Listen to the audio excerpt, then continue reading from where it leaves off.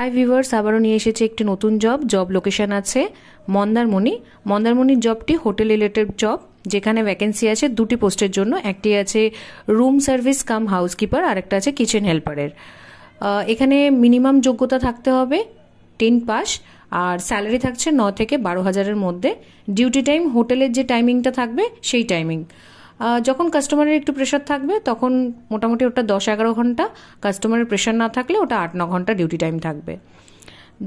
Fresher experience সমস্ত ক্যান্ডিডেটই এখানে apply করতে পারে, বাট এখানে শুধুমাত্র মেল ক্যান্ডিডেট নেওয়া হবে।